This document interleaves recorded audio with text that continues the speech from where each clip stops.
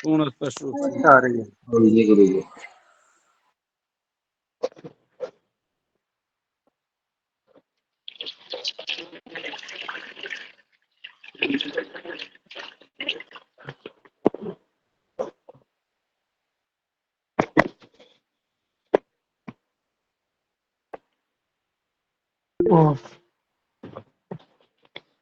रजोजु से जन्मनि सत्त्ववृत्ते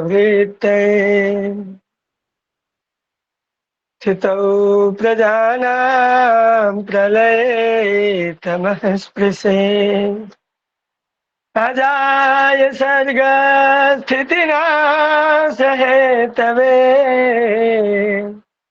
त्रयीमयाय त्रिगुणात्मने नमः। त्रयीमयाय त्रिगुणात्मने नमः। श्री परमात्मने नमः। आप सभी को सादर नमस्कार। मैं आचार्य अम्बिकेश दुबे आपकी सेवा में उपस्थित हूँ। और आज हम लोग पहले चर्चा करने वाले हैं। सबसे पहले तो आज हम लोग राहु केतु की चर्चा करने के लिए बोले थे, है कि नहीं? जी मार कर है। जी गुरुदेव।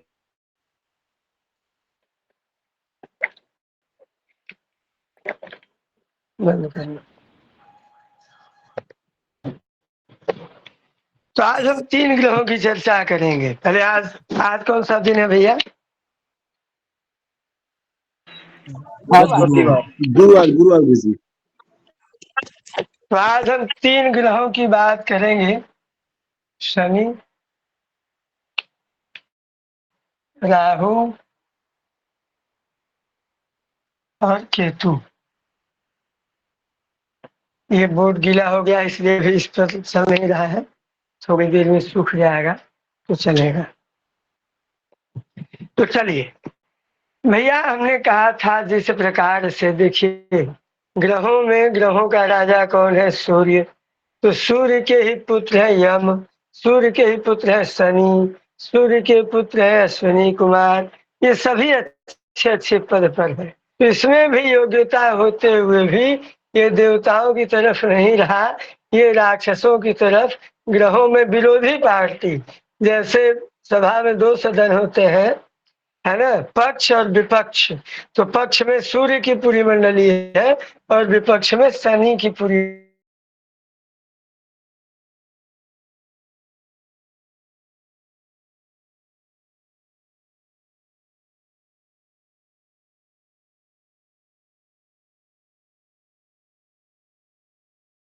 मंडली में राजा भी शनि थोड़ा है। रुक रुक के चलने हैं। आवाज में समस्या हो रही है आपको?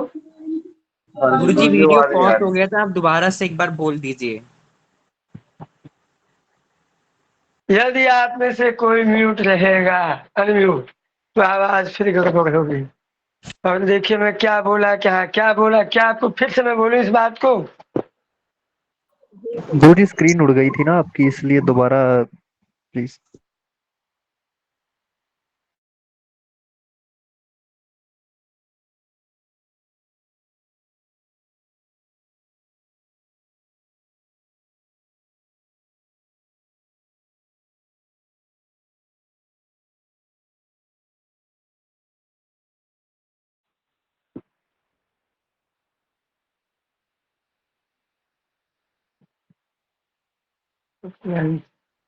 हेलो जी गुरु जी आवाज आ रही है। आवाज आ रही है। हाँ, ठीक है। तो चलिए चलते हैं आगे। तो मैंने फिर से मैं बता दे रहा हूं, मैंने कहा जैसे सभा में 2 सदन होते हैं, एक पक्ष पार्टी, एक विपक्ष।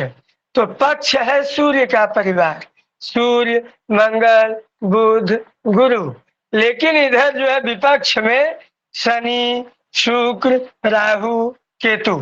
अब पक्ष में राजा है सूर्य, तो विपक्ष में राजा है शनि। ये सबसे रहस्यमयी ग्रह है, ये सबसे रहस्यमयी ग्रह है, सबसे दूर है। अब ये राहु केतु की बात करें भैया, तो राहु केतु को कहा गया है कि इनके सेवक है। शनि राजा भी है, शनि सेनापति भी है, शुक्र मंत्री है, राहु केतु सेवक है। वैसे शनि भी सेवक है, ठीक है, इसलिए लीडर है। अब हम इसकी बात करें,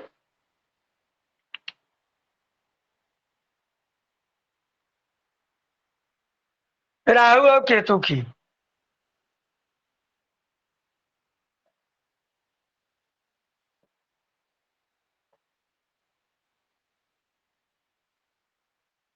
ठीक है, तो राहु और केतु जो है ये छाया ग्रह है। कैसे ग्रह है? छाया ग्रह है। आप ये कल्पना करिए कि ये सूर्य है, ठीक है, और ये पृथ्वी की कक्षा है। ये इस पर जो है पृथ्वी परिक्रमा करती है, ठीक है, ऐसे पृथ्वी परिक्रमा कर रही है। सभी ग्रह ऐसे परिक्रमा कर रहे हैं, लेकिन जो है चंद्रमा पृथ्वी की परिक्रमा कर रहा है, उसका कक्षा क्रम ऐसा है, इसीलिए वो पृथ्वी का उपग्रह भी है। तो पृथ्वी की परिक्रमा करेगा, परिक्रमा करते करते करते करते सूर्य की भी परिक्रमा हो जाएगी, क्योंकि पृथ्वी जो है सूर्य की परिक्रमा कर रही है। तो जब चंद्रमा परिक्रमा करते करते जब यहाँ आ जाता है, जब यहाँ आ जाता है तो सूर्य की रोशनी पृथ्वी पर नहीं पड़ती, तो सूर्य छिप जाता है। तो यही है सूर्य ग्रहण। क्या है? सूर्य ग्रहण। अब यही जब पृथ्वी परिक्रमा करते करते जब चंद्रमा इधर आ जाता है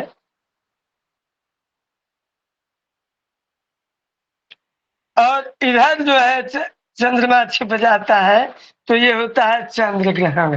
तो ये जब क्रॉसिंग है, इनकी जो क्रॉसिंग से छाया पड़ती है, और उसी छाया का ही नाम है राहु और केतु।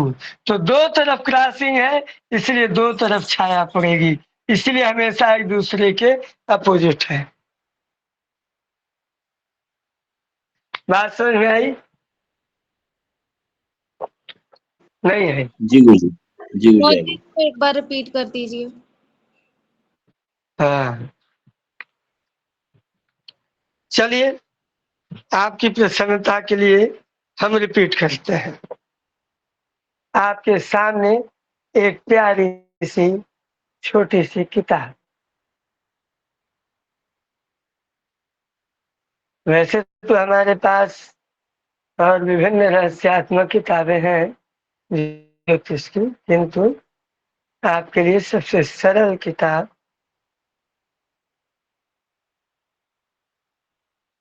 मेरी स्क्रीन दिखाई दे रही है आप लोगों को? जी गुरु जी गुरु जी, दिखाई दे रही है।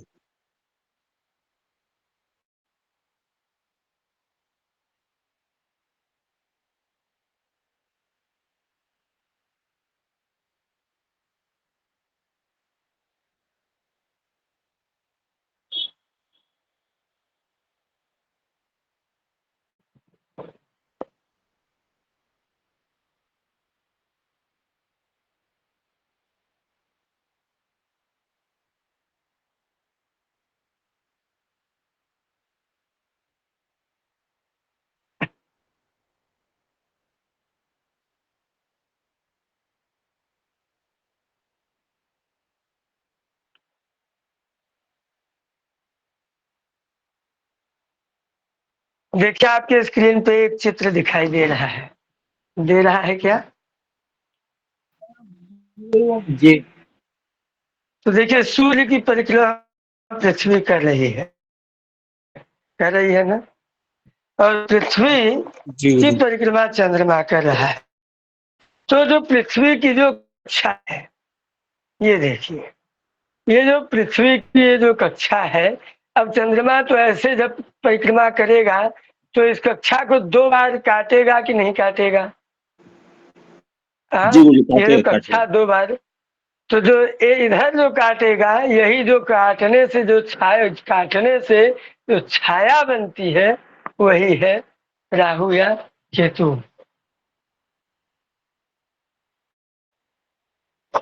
ठीक है, अब मेरी बात समझ में आ गई। जी आई गुरु जी। बाकी ग्रहों का ये है कक्षा क्रम, देख रहे हैं आप सामने आपके।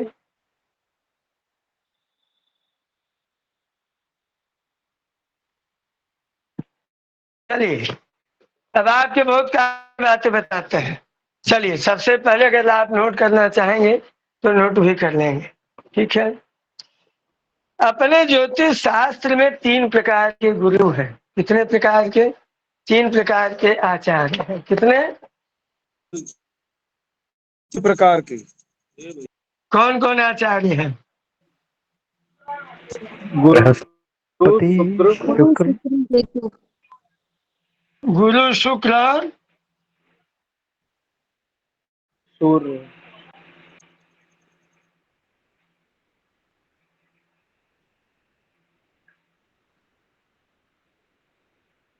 ठीक है।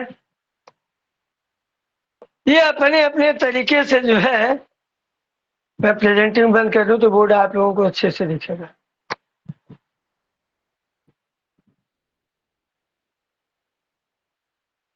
हाँ, ये तीनों अपने अपने रास्ते से व्यक्ति को सिखाते हैं और मोक्ष के मार्ग पर ले जाते हैं। गुरु कैसे ले जाता है?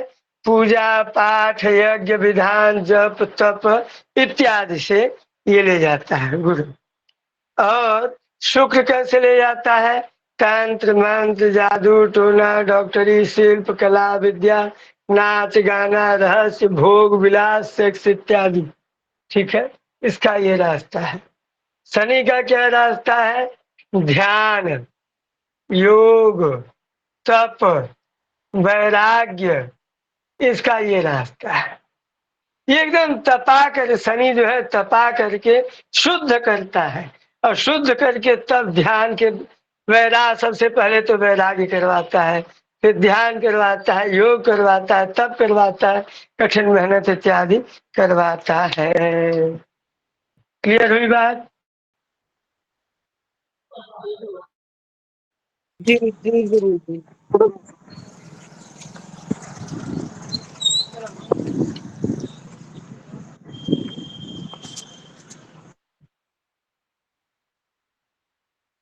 हाँ, बोर्ड आपको क्लियर दिख रहा है क्या?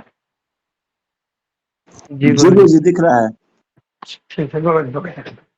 अब दूसरी बात भैया, तो 3 प्रकार के गुरु हो गए कि नहीं हो गए? ये 3 ज्योतिषमय ग्रहों के जो है ये आचार्य हैं। अब और कुछ और जरूरी भी बात है भैया, उनको भी देखिए। सबसे पहले तो शनि के बारे में जानिए। शनि सबसे देरी में परिक्रमा करता है, इसलिए लोग बोलते हैं उसको लगना है। वो 2.5 साल में एक राशि क्रॉस करता है, 30 साल में पूरा एक भर चक्र की परिक्रमा करता है, इसलिए उसको लंगड़ा या पंगु कहा गया है। ठीक है, चलिए अब हम बात करते हैं शनि को। शनि जो है भैया संन्यास, वैराग्य, अध्यात्म, ध्यान, समता, न्याय, नीरसता, गहनता, दूरदर्शिता इत्यादि। मैं आपको इसका एक PDF भेज दूंगा। ऐसा है, शनि की जाति जो है शूद्र है, रंग काला है, अवस्था जो है वृद्ध है, तत्व वायु है, दिशा पश्चिम है, देवता भैरव है या रुद्र है, यम है। शनि का जो है कद जो है लंबा चौड़ा है, लंबा है, शरीर जो है नाड़ी व लोम प्रधान है। ठीक है, ये कठोर या रुक्ष है इत्यादि। अब ये जो राहु केतु की अगर थोड़ी सी बात और करें तो आप लोगों ने अभी एक फिल्म आई है हाल ही में, नरसिम्हा, आप लोग नाम सुना है? जी जी गुरु गुरु जी। जी। जी। तो इसमें जो है प्रहलाद, भक्त प्रहलाद का चरित्र दिखाया गया है। तो भक्त प्रहलाद की एक बुआ थी जिसका नाम था सिंहिका।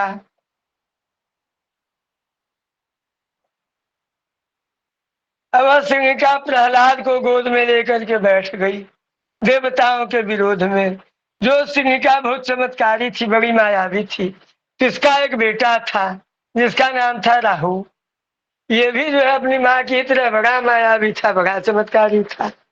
अब जो है सिंहिका प्रहलाद को लेकर के गोद में बैठ गई, तो जो सिंहिका नहीं जलने वाली थी, प्रहलाद जलने वाला था, तो हो गया उल्टा, सिंहिका जल गई, प्रहलाद बच गया। तो जो है राहु ने बैठ ठान लिया। अब युद्ध में जब समुद्र मंथन हुआ तो सब ये राहु जो है मायावी तो था ही, देवताओं का वेश बना करके जाके देवताओं के लाइन में बैठ गया। तो जब अमृत पिया अभी तक पहुंचाई था, तब से सूर्य और चंद्रमा ने बता दिया कि भैया ये जो है भगवान, ये जो है राहु दैत्य है, देवता नहीं है। तो भगवान विष्णु ने सुदर्शन चक्र से गला काट दिया। तो गला कट गया, लेकिन अमृत जा चुका था, इसलिए अमर हो गया। तो जो गला हुआ सिर, वो हुआ राहु, और नीचे वाला केतु। तो मैंने कहा ये राहु जो है, राहु मतलब भ्रम कारक दिमाग, और केतु जो है शरीर, स्थूलता, मोटापा इत्यादि। चलिए और बात करते हैं भैया। अब ये छाया ग्रह है, इसलिए इनका अपने पास सच बताए, सभी शास्त्र कहते हैं इनकी अपनी कोई राशि या कोई उच्च नीच, इनका अपना कोई घर नहीं है। ठीक है भैया, म्यूट करिए, म्यूट करिए। इसके बावजूद भी कुछ लोग मानने के लिए, कुछ लोग मानने के लिए, कुछ लोग विद्वान इसको जो है मिटाने के लिए, कहाँ है वो,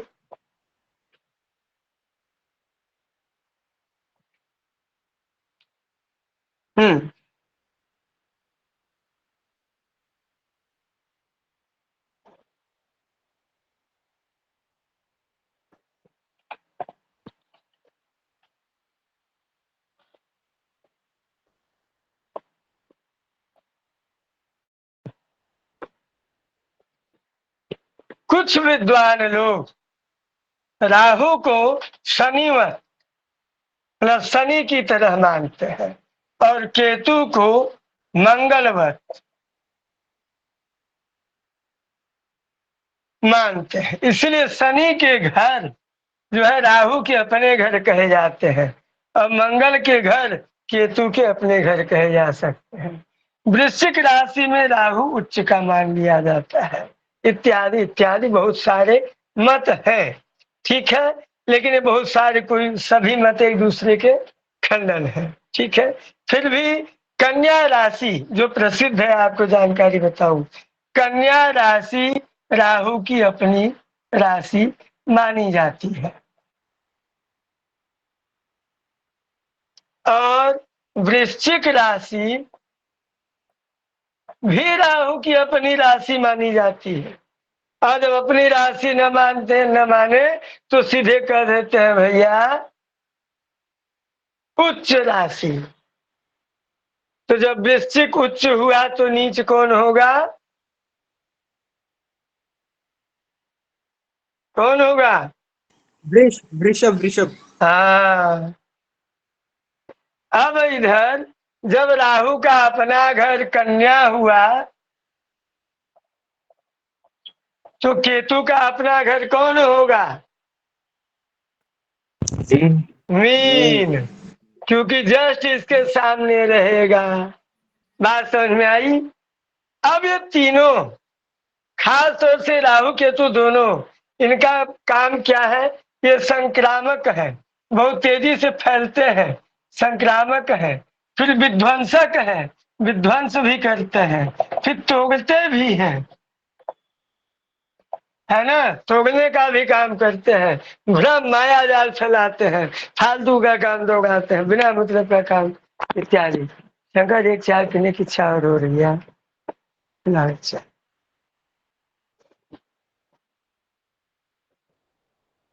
चलिए भैया, मेरी बात आप लोगों को समझ में आई कि नहीं आई? जी गुरुजी आ गई। गुरुजी आ गई। चलिए, अभी जो राहु है, ये राहु, इसके पास केवल सिर है, काम तो कुछ कर सकता नहीं। अब जिस आदमी के पास कोई काम न हो, मजबूर हो कोई काम न करने के लिए, तो क्या करेगा? दिमाग दौड़ाएगा। दिमाग दौड़ाएगा, सोचेगा क्यों? और कैसा सोचेगा? आप सब अब अच्छा अच्छा तो सोचेगा नहीं, तो बुरा भी सोचेगा। खुरापात करेगा, है खुरापात करेगा गुरुजी। बिल्कुल यस। तो वही राहु का केवल सिर है, शरीर है ही नहीं, तो कुछ कर सकता नहीं। इसलिए कल खुराफात करता है, भ्रम से माया जाल बनाता है, फैलाता है, दौड़ाता है, और कोई बात काम नहीं। इसीलिए राहु जो है भ्रम, धोखा या गलत फहमी का कारक है। लेकिन केतु आस्था का, श्रद्धा का, भक्ति का, क्योंकि उसके पास दिमाग नहीं है, उसके पास केवल शरीर है, धड़ है, तो केवल जो है वो सोच नहीं सकता, वो केवल करता है, वो आंख बंद करके भरोसा करता है। इसलिए पता है आपको, केतु की महादशा में या केतु की प्रधानता होने पर लोग संस्थान से जुड़ते हैं, संस्थान से उनका विकास होता है, संस्थान से जुड़ करके उनका विकास होता है, और खास तौर से मूलांक 7 वाले। चलिए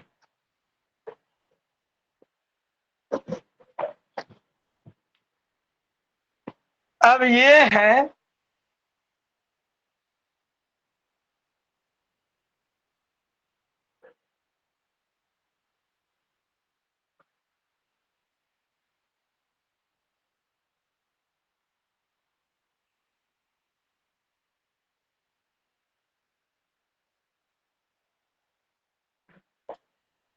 केतु महाराज, और ये है केवल राहु महाराज।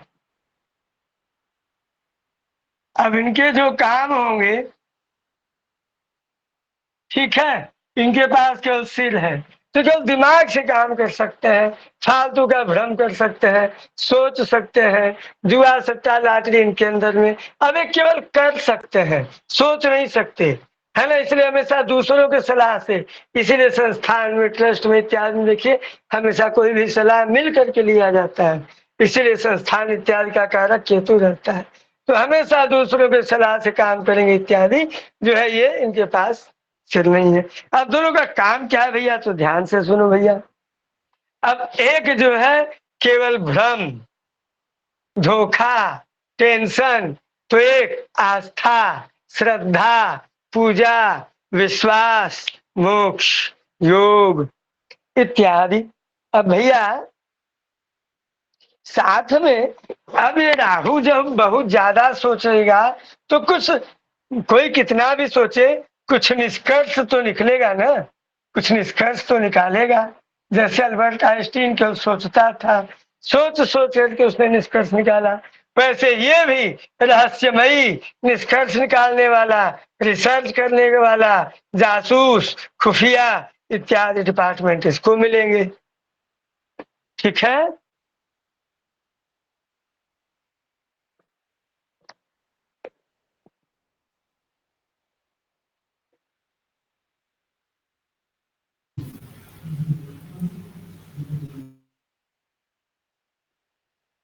चलिए आगे चले भैया। जी गुरु जी। जी गुरुजी। जी गुरु। अब जो है राहु क्या करता है, राहु केवल भ्रम की बातें, बिना मतलब की गलत फहमी की बातें फैलाता है।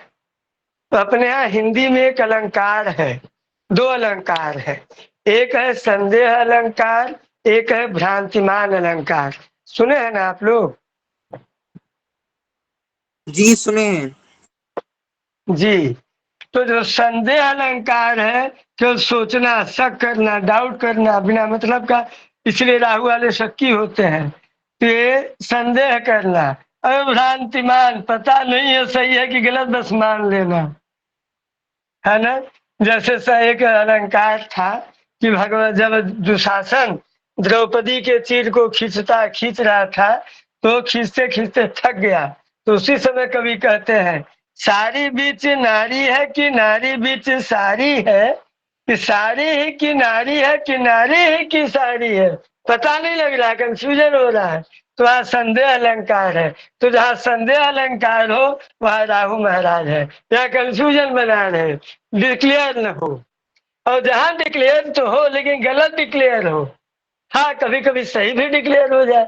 तो वहां पर केतु महाराज है भ्रांतिमान अलंकार ले, कि अरे जैसे वो चांदी जो है सीपी, वो सीपी चमक रही थी तो उसको चांदी समझ लिया, ये केतु महाराज है। और फिर भी हो सकता है कभी कभी चांदी भी निकल जाए, या कभी कभी इसको सीपी मानते मानते कई मेथड है, तो इसलिए रहस्यमय विद्याओं के भी ये आकर है इत्यादि। मेरी बात समझ पाए आप लोग? जी जी जी जी चलिए। जी गुरुदेव। अब दूसरी बात,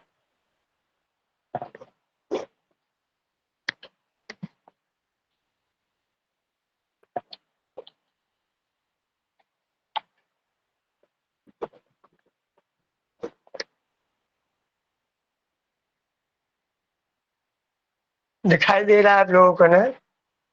जी गुरु जी। जी गुरु जी। जी गुरुदेव।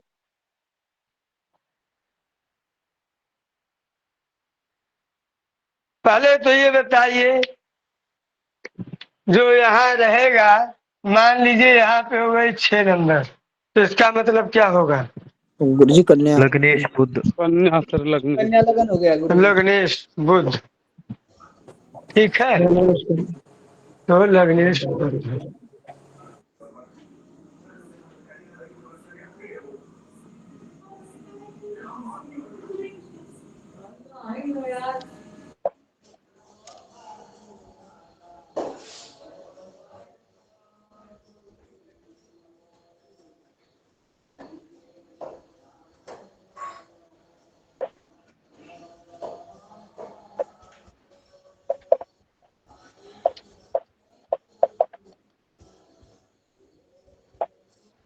ऐसे ही मैंने ग्रह बैठा दिए, ठीक है।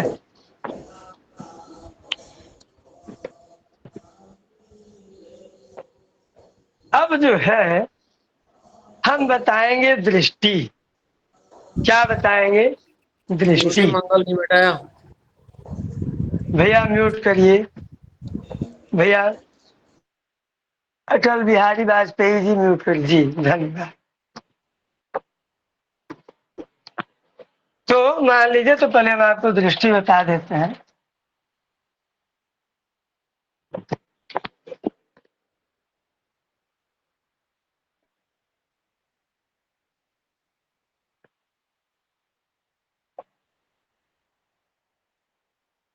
अब मान लीजिए सूर्य की बात करें, तो सूर्य कहाँ का कारक ग्रह है भैया? प्रथम भाव। लगन का। लग्न का गुरु जी। अच्छा, तो लग्न का। सूर्य अब सभी ग्रहों की 7वीं दृष्टि पूर्व दृष्टि कही जाती है, तो सूर्य की भी 7वीं दृष्टि पूर्व दृष्टि होगी। जी ठीक है। क्या सूर्य की ओर कोई पूर्व दृष्टि होती है? जी। हाँ? नहीं। ठीक, फिर जहां भी बैठेगा, मान लीजिए सूर्य यहाँ बैठ गया, तो यहाँ से इसकी 7वीं दृष्टि होगी। अगर मान लीजिए सूर्य यहाँ बैठ गया, तो यहाँ से इसकी 7वीं दृष्टि होगी। कहीं भी बैठे इसकी 7वीं दृष्टि होगी। ठीक है, बात स्पष्ट हुई? जी गुरु जी। अब जो है यही चंद्रमा का भी समझ लीजिए। बात करेंगे मंगल की, जिनके पास विशेष दृष्टि है।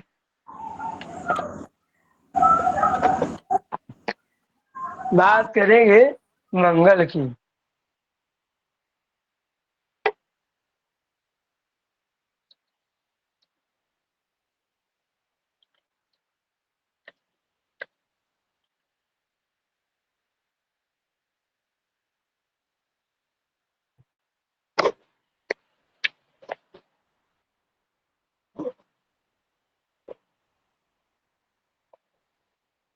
मंगल जो है सबसे पहले तो 7वीं से पूर्व दृष्टि देखेगा ही।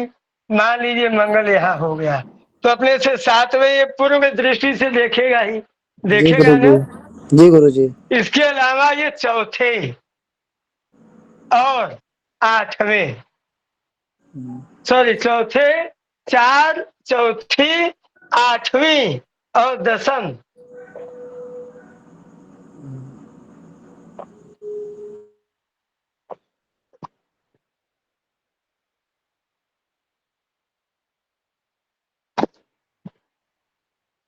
दसम नहीं रहेगा इसका, केवल ये दो ही दृष्टि, इधर 4, 7 और 8 को ये पूर्व दृष्टि से ठीक। देखेगा।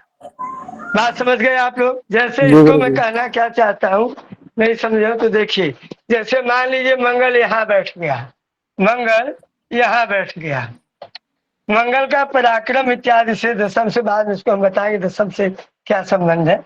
तो चलिए मंगल यहाँ बैठ गया, तो सातवें इसकी दृष्टि पहले यहाँ हुई, है ना, पूर्ण दृष्टि, फिर चौथे, ठीक है, 1, 2, 3, 4, यहाँ पर इसकी दृष्टि हुई, पूर्ण दृष्टि, है ना, फिर आठवें, तो यहाँ पर इसकी पूर्ण दृष्टि हुई।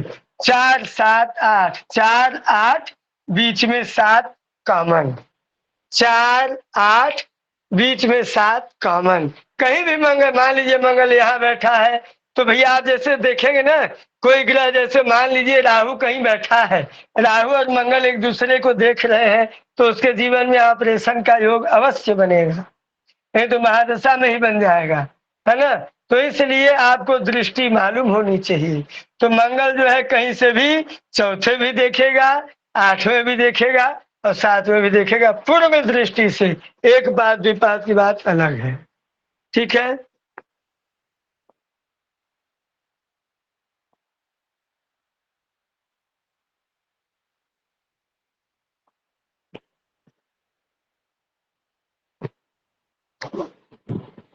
हाँ, अब हम बात करेंगे बुध की।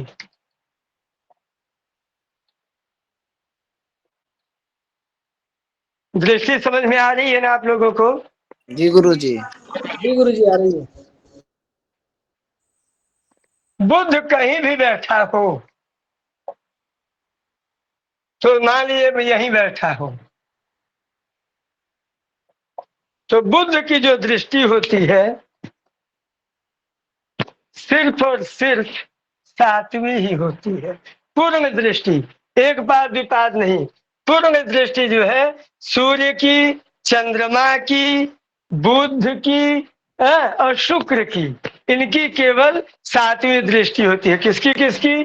सूर्य की, चंद्रमा की, बुध की और शुक्र की, इनकी केवल एक पूर्व दृष्टि जो है सातवीं ही पूर्व दृष्टि है। बात क्लियर हो गई आप लोगों को? जी गुरुजी। जी गुरुजी। जी गुरुजी। शुक्र का भी क्लियर हो गया? जी गुरुजी, मतलब सामने ही देखेंगे क्या? वो सामने एस्पेक्ट रहेगा उसका? जी जी बिल्कुल, सातवें को पूरी दृष्टि से देखेंगे अपने। अब आपको दिखाएंगे, अब जैसे कोई ग्रह यहाँ है, तो जैसे आप तिरछे देखते हैं, तो ये भी तिरछे देखेगा, तो एक पाद दृष्टि। फिर आप सामने देखते हैं तो पूरा सात, सप्तम पूर्ण दृष्टि। फिर इधर भी तिरछे देखेगा, आप भी कभी कभी तिरछे देखते हैं, तो इसी प्रकार से ये इसका एक पाद दृष्टि, इधर भी इस प्रकार से इसकी दृष्टियां ग्रहों की होती है। लेकिन जो पूर्ण फल प्रदान करने वाली, जो पूरा फल वाली होती है, वो पूर्ण दृष्टि कही जाती है। तो उसमें मैंने आप लोगों को बता दिया कि सूर्य, चंद्रमा, बुध और शुक्र, इनकी पूर्ण दृष्टि जो है केवल सप्तम भाव को ही देखती है, अपने से सातवें देखती है। चलो अब भैया हम बात करेंगे शनि महाराज की। इनकी दृष्टि कुछ स्पेशल है। जैसे मंगल की दृष्टि स्पेशल थी ना, 4, 7, 8 को पूरी दृष्टि से देखते थे, वैसे ही शनि महाराज भी अपनी पूरी दृष्टि से देखते हैं। और इनकी जो दृष्टि होती है ना, वो बड़ी अशुभ मानी जाती है, खराब मानी जाती है। तो शनि महाराज जहां भी बैठेंगे, तो पहले तो सातवें देखेंगे, ये कॉमन है। फिर ये देखेंगे तीसरे, 1, 2, 3। इसके बाद देखेंगे सातवें, इसके बाद 10वें, 7, 8, 9, 10। अगर यहाँ बैठेंगे, मान लीजिए शनि महाराज यहाँ बैठते हैं, तो ये देखिए एक दृष्टि,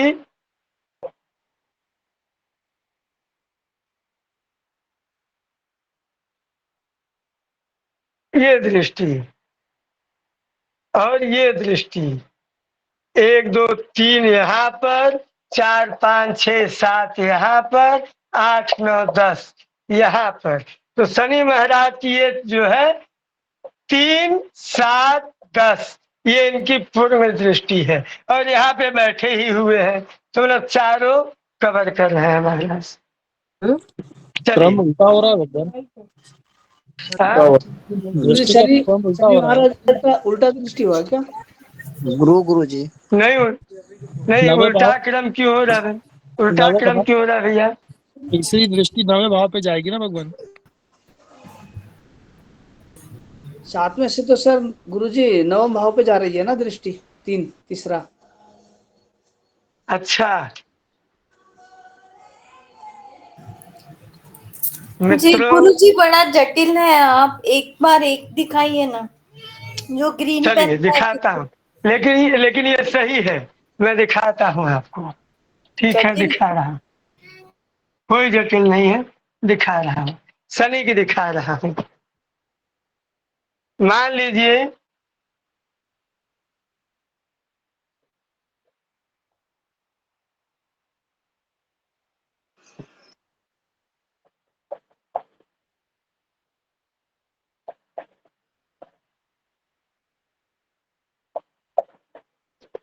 ठीक, अब यहाँ बैठ गया शनि महाराज, तो इनकी जो है पहले तीसरी दृष्टि, 1 2 3, तीसरी दृष्टि यहाँ पड़ी, फिर 4 5 6 7, तीसरी दृष्टि यहाँ, 7 यहाँ, तो यह है तीसरी दृष्टि और यह है 7वीं दृष्टि।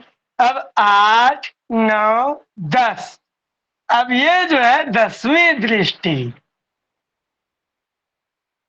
भैया। ठीक है, अब जो बोल रहे थे अभी कुछ देर पहले आप लोग कि तीसरी तो इधर से ये होगी, तो भैया शनि महाराज सप्तम राशि में है, तो उल्टा जाएंगे का? और जाएंगे उल्टा जब वक्री होंगे तब, तो जब वक्री होंगे तब ये 1 2 3 ये होगा, तो 10वां कौन होगा? ये होगा। तो उनकी 3 दृष्टियां हैं, 3 7 10।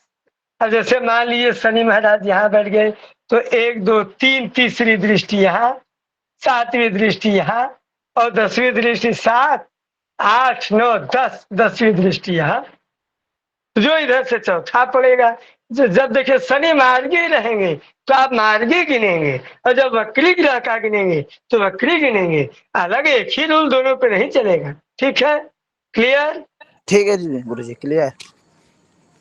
ओ हरिओम।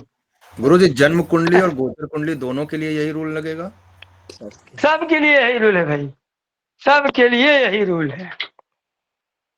ऐसे तो आप पूरा घंटाधार कर लेंगे प्रभु जी, क्योंकि जब वो मार्गी है ना, कोई भी ग्रह जब मार्गी हो तो उसका मार्गी, जैसे शनि हो गया तो 7 के बाद 8 में जाएगा, 9 में जाएगा, 10 में जाएगा, 11 में जाएगा, लेकिन जब वक्री होगा तो उल्टा गिनेंगे, 7 में जाएगा, फिर 6 में जाएगा, फिर 5 में जाएगा, उतना जाएगा नहीं, फिर भी गिनेंगे उल्टा।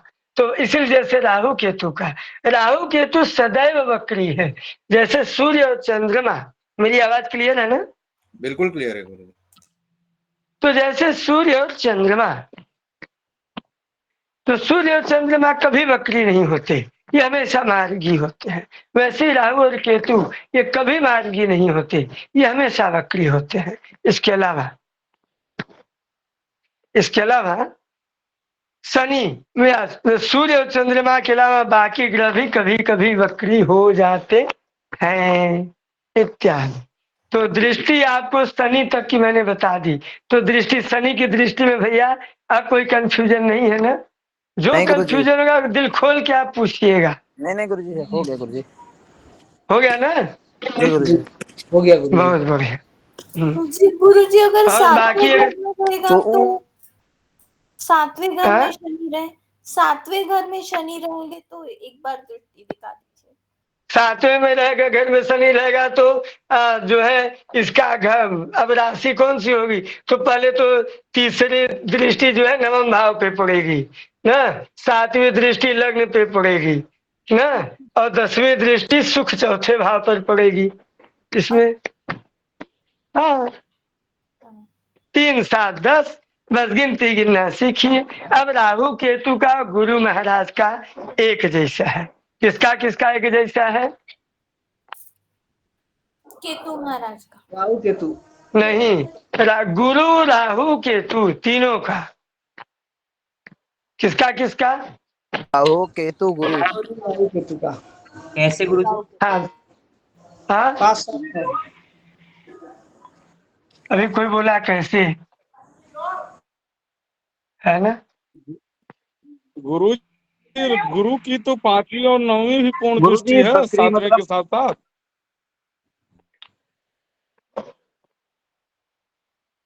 चलिए, स्क्रीन अच्छा हमारी दिखाई दे रही है क्या? दिख रही है गुरुजी। वाह, एवरेज की दिख रही है सर।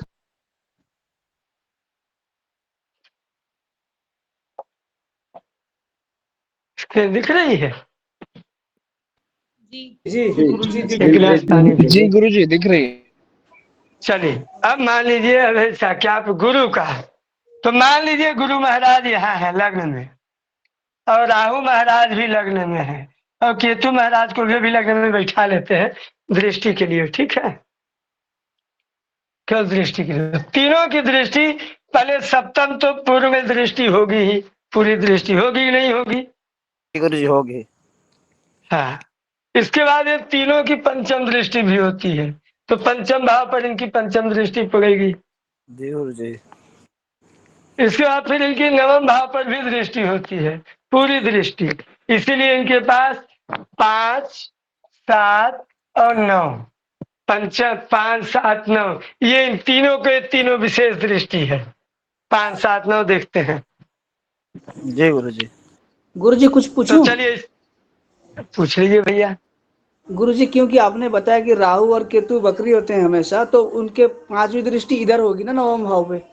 जी हाँ बिल्कुल बिल्कुल, जी गुरु वो जी मैं जी आपको एक एग्जाम्पल के लिए वहां बैठा हूँ, ठीक है? जी राहु के तो जी कभी साथ नहीं रह सकते, ठीक है? ओहो। अच्छा, एक बात मैं भी पूछूं? जी गुरुजी पूछिए गुरुजी। जी गुरु जी पूछिए। सप्तम, केवल सप्तम पूरी दृष्टि कौन कौन से ग्रह की होती है? गुरुजी सूर्य बुध शुक्र सूर्य बुध शुक्र अच्छा चंद्रमा, सूर्य चंद्रमा बुध शुक्र। और वैसे तो मंगल की सभी क्या ग्रहों पर दृष्टि पूर्ण है? दृष्टि सप्तम है।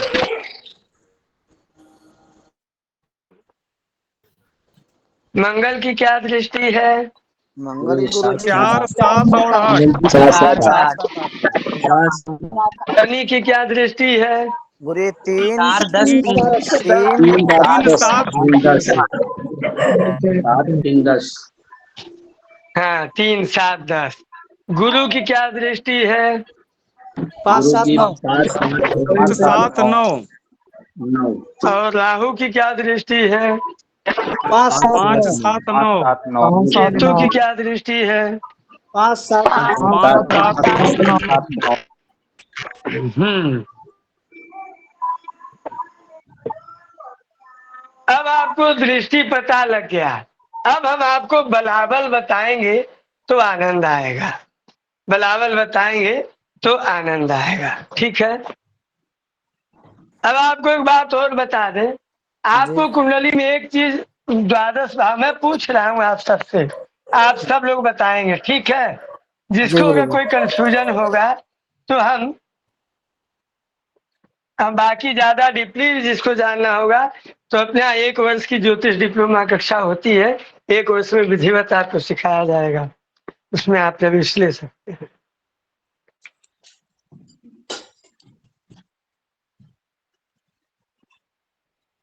चलिए,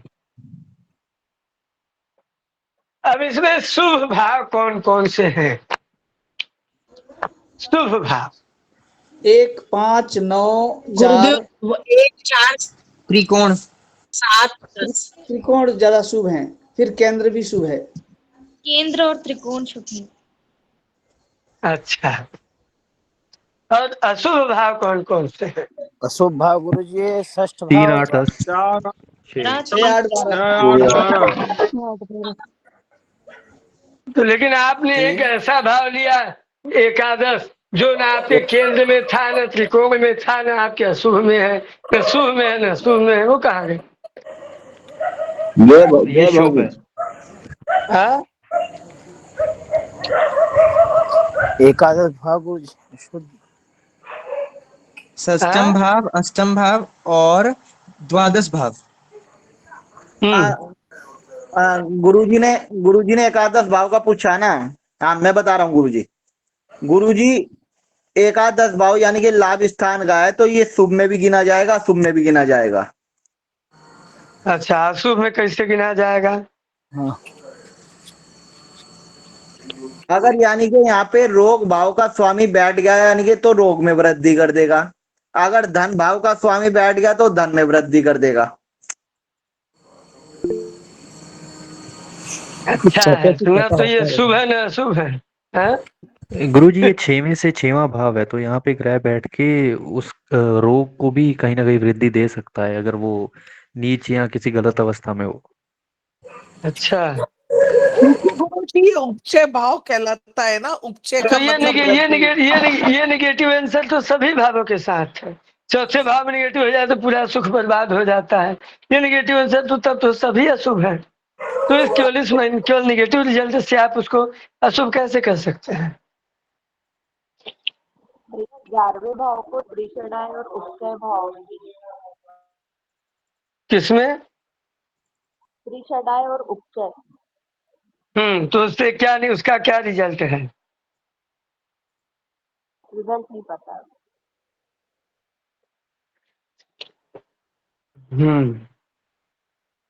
गुरुजी आय है ना, जो लोग बाग अच्छे माध्यम से भी कमाते हैं और बुरे माध्यम से भी कमाते हैं, तो वो जो बुरे माध्यम से कमाई गई आय है तो वह व्यक्ति का बुरा ही करेगी, और अगर अच्छे माध्यम से कमाई गई हो तो वह व्यक्ति का अच्छा ही करेगी। इस कारण से इसको गुरुजी अच्छा भी मान सकते हैं और बुरा भी मान सकते हैं। 2013 में बीएचयू के शास्त्री के एंट्रेंस एग्जाम में क्वेश्चन था कि कौन सा भाव ऐसा है जो सर्वथा शुभ फल प्रदान करता है?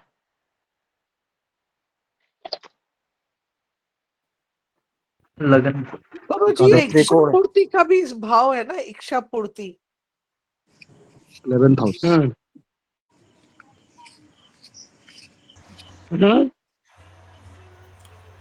एकादश भाव है गुरुजी। ये लोग इसको शुभ भी बना रहे हैं, शुभ भी बना रहे हैं। आप कह रहे हैं कि एकादश भाव सर्वथा शुभ ही शुभ होता है। जी गुरुजी। गुरुजी प्रणाम। लाभस्थ गुरुजी कोई भी ग्रह होता है तो वो लाभ ही देता है। अगर पापक ग्रह है तो भी लाभ देगा, धन वृद्धि करेगा, शुभ ग्रह है तो भी धन वृद्धि करेगा।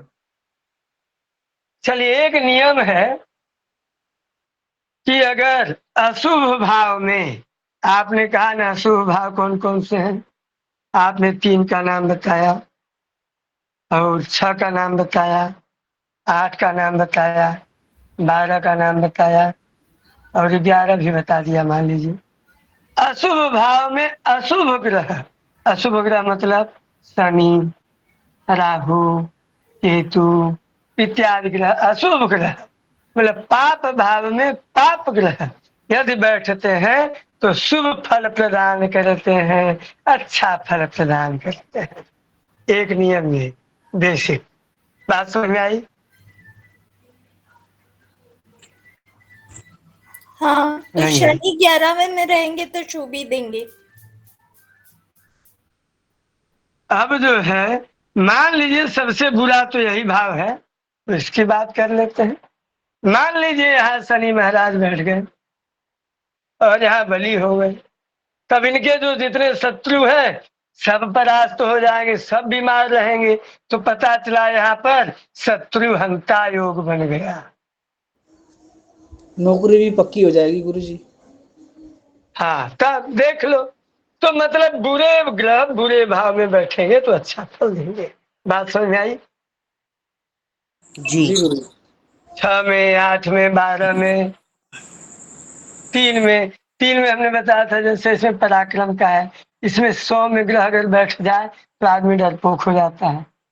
इसमें पराक्रमी ग्रह चाहिए तो 3 भी, 11 भी। ठीक, चलिए दूसरा नियम।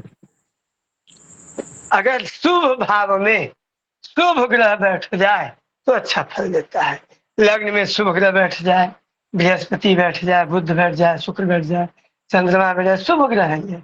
सप्तम में बैठ जाए, दशम में बैठ जाए, चतुर्थ में बैठ जाए, पंचम में बैठ जाए, नवम में बैठ जाए, लाभ लाभ जो है सर्वथा शुभ है। एकादश भाव सर्वथा शुभ होता है, शुभ फल देने वाला। तो इसमें बैठ जाए तो ये जो है शुभ फल देते हैं, अच्छा फल देते हैं। बात समझ में आई? सेकेंड बेसिक नियम। जी गुरुजी। ये क्वेश्चन है, चल पूछ लीजिए। अगर नीच का कोई ग्रह लग्न में बैठेगा तब भी शुभ फल देगा सर? ये बात हम आपको बताएंगे, जब नीच का फल बताएंगे, उच्च का नीच का, उसका फल हम आपको निर्देशित करेंगे। ठीक है, अभी आप बेसिक सूत्र दो समझ लीजिए। अभी उच्च नीच पर हमने कल भी चर्चा किया था। अच्छा ठीक है, हाँ ठीक है, एक सेकंड रुकिए। हाँ, आपने क्या कहा, क्या प्रश्न है आपका? कक्षा को मैं यही विराम देता हूँ आज की। अब प्रश्नोत्तरी को प्रारंभ करता हूँ। चलिए, क्या प्रश्न था आपका?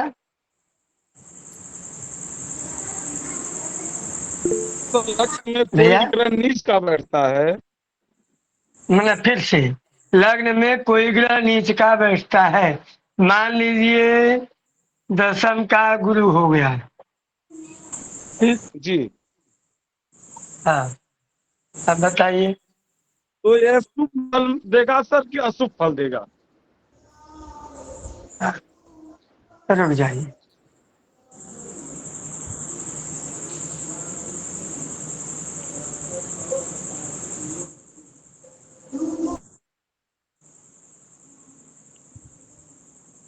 अब ये जो है नीच का है और लग्न में बैठा हुआ है, और ये स्वामी है, तृतीयेश है और इधर द्वादशेश है।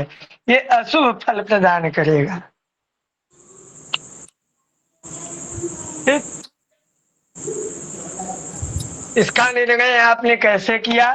क्योंकि तृतीय भाव का सौम्य ग्रह स्वामी अच्छा नहीं होता। अगर हो जाए तो निगेटिव फल मिलते हैं। तो एक नकारात्मक उत्तर यहाँ मिला आपको। दूसरा, ये द्वादशेश त्रिकेश कहीं भी हो, त्रिकेश हमेशा अशुभ फल प्रदान करता है। कि द्वादश भाव त्रिक भाव है, तो त्रिक का स्वामी है गुरु, और ऊपर से नीच हो गया तो ये और अशुभ फल प्रदान करने वाला हो गया। ठीक है जी गुरुजी। हाँ, एनी क्वेश्चन और किसी का? गुरुजी, जैसे शनि मेष राशि में नीच का हो जाता है, मान लीजिए किसी वृश्चिक लगन में जैसे रोग का भाव छठा है, उसी में शनि बैठा हो नीच का होके और वहां वक्री भी हो जाए, तो उसको हम नीच भंग मानेंगे या क्या उसका फल देखेंगे? अब इसको हम पहले आपकी बात को लिखना पड़ेगा, समझना पड़ेगा। चलिए, अभी आगे भी इसकी चर्चा होगी तो हम आगे भी कर लेंगे। ठीक है गुरुजी, एक छोटा सवाल। चलिए, और हाँ जी गुरुजी, आपने जैसे कहा कि शनि की दृष्टि ज्यादा हानिकारक होती है, तो शनि अगर जहाँ बैठा है उस भाव की भी तो हानि करेगा ना? तो अर्थात हम नहीं, उस भाव की हानि कम होती है। ठीक है, तो महत्व उस भाव की हानि कम होती है। तो महत्व जो देना है वो दृष्टि को अधिक देना है। तो अब इसमें तीसरी, 7वीं और 10वीं दृष्टि में से सबसे हानिकारक दृष्टि कौन सी होगी, या तीनों समान होगी? ये तीनों तो पूरी दृष्टि है, ये तीनों सबसे खतरनाक हानिकारक है। और 7वीं दृष्टि सबसे खतरनाक है। क्यों? क्योंकि 7वीं दृष्टि पत्नी के लिए है और ये नपुंसक है। समस्या ये है, इसलिए 7वीं दृष्टि सबसे खतरनाक है भौतिक जीवन के लिए और पत्नी इत्यादि के लिए। हाँ, बाकी चीजें तो एडजस्ट हो जाती हैं। जी ठीक, तो जैसे कहा जाता है कि अष्टम में अगर अच्छा होता है तो अष्टम से बैठ करके वो सीधे द्वितीय भाव में उसका जो है दृष्टि देते हैं, तो ऐसे में उसको आर्थिक संकट की जो है स्थिति उत्पन्न होने की संभावना सर्वाधिक होती है। अभी लिखना इत्यादि पड़ेगा प्रभु। तो कुंडली सामने रहता है तब ठीक लगता है, बिना उसके उचित नहीं। जी अपने अपने कुंडली के प्लस मत पूछे भाई, प्रश्न को ऐसा पूछे आप लोग। तो देखिए ऐसा प्रश्न रखें जिससे सबको नॉलेज हो, ठीक है गुरुजी। गुरुजी ये शनि का प्रश्न था, ये किसी कुंडली का विशेष नहीं है। गुरुजी जैसे कि चलिए हम सौम्य ग्रह पढ़ाएंगे, जब वक्री होता है, गुरुजी जब सौम्य ग्रह वक्री होता है या देवता गण का कोई भी ग्रह वक्री हो जाए तो उसका फल हम अशुभ क्यों कहते हैं?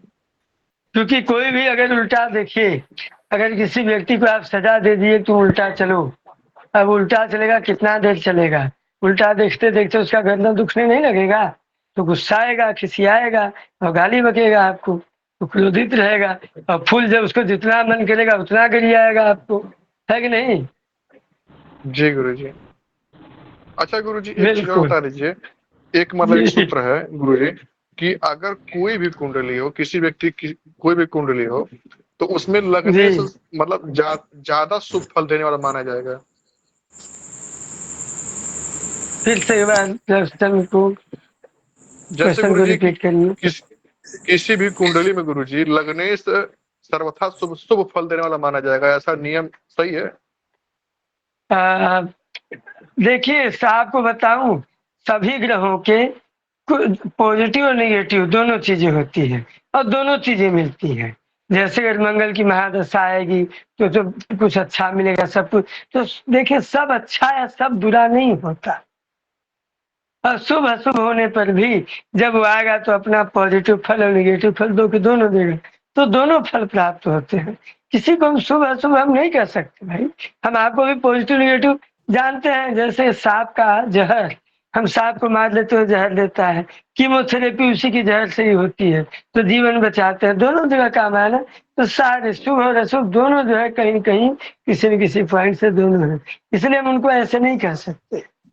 यही कठिन करना, ये हमारे ऊपर डिपेंड करता है कि हमारे लिए क्या अच्छा है और क्या बुरा है।